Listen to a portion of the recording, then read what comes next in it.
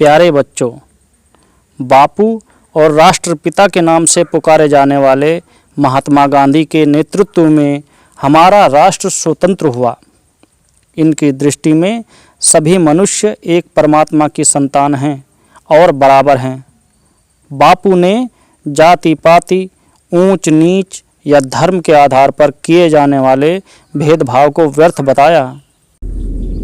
आज हम आपको कक्षा 4 की पुस्तक कलरव से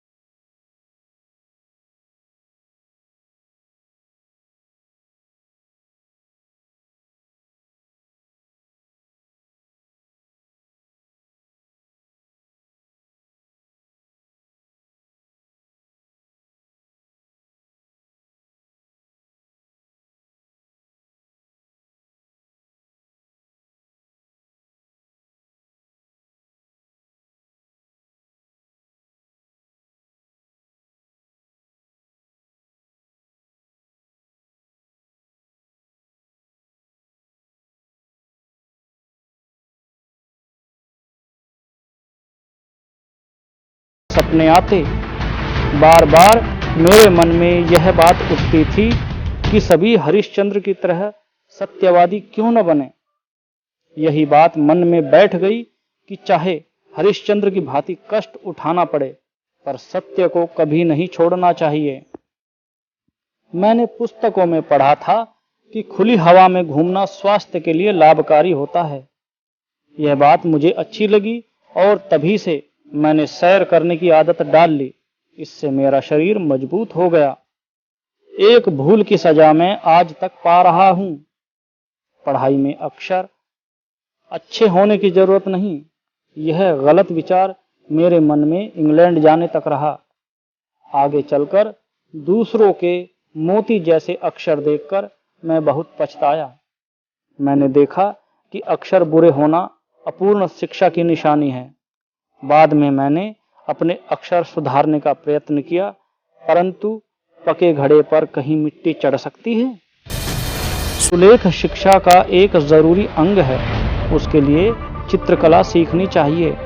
बालक जब चित्रकला सीखकर चित्र बनाना जान जाता है, तब यदि अक्षर लिखना सीखे तो उसके अक्षर मोती जैसे हो जाते हैं। अपने आचरण की तरफ मैं बहुत ध्यान देता हूँ।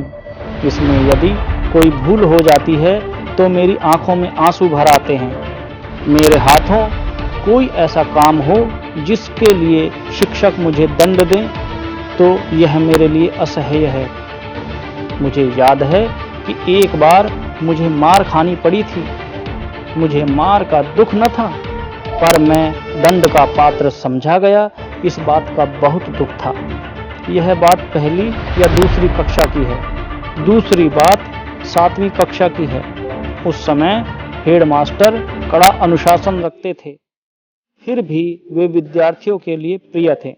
वे स्वयं ठीक काम करते और दूसरों से भी ठीक काम लेते थे। पढ़ाते अच्छा थे। उन्होंने ऊपर की कक्षा के लिए व्यायाम और क्रिकेट अनिवार्य कर दिए थे। मेरा मन इन चीजों में न लगता था।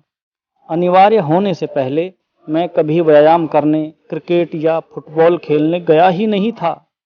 वहां न जाने में मेरा संकोचित स्वभाव भी कारण था।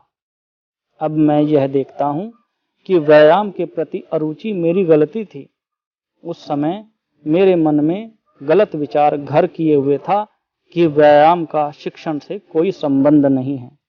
बाद में समझा कि पढ़ने के साथ साथ व्यायाम करना बहुत जरूरी है। व्यायाम में अरुचि का दूसरा कारण था पिताजी की सेवा करने की तीव्र इच्छा। स्कूल बंद होते ही घर जाकर उनकी सेवा में लग जाता। व्यायाम अनिवार्य होने से इस सेवा में विघ्न पड़ने लगा।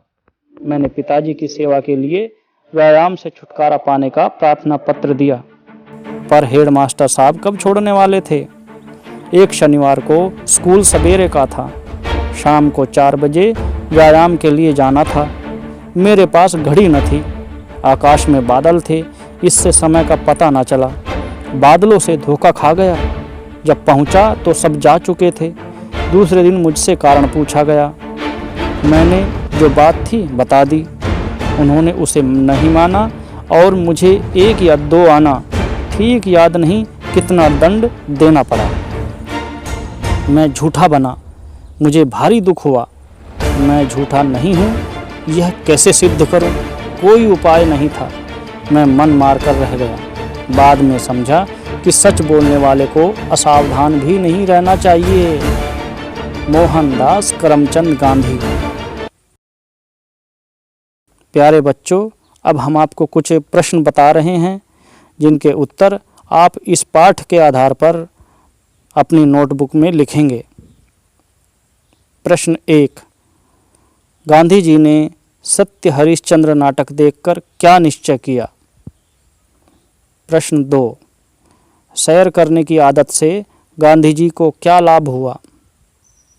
प्रश्न 3, गांधी जी के सुंदर लिखावट के बारे में क्या विचार थे? प्रश्न 4, इस पाठ से गांधी जी के व्यक्तित्व के किन किन गुणों का पता चलता है? बच्चों, इन सभी प्रश्नों के उत्तर आप अपनी नोटबुक में लिखकर याद भी करें।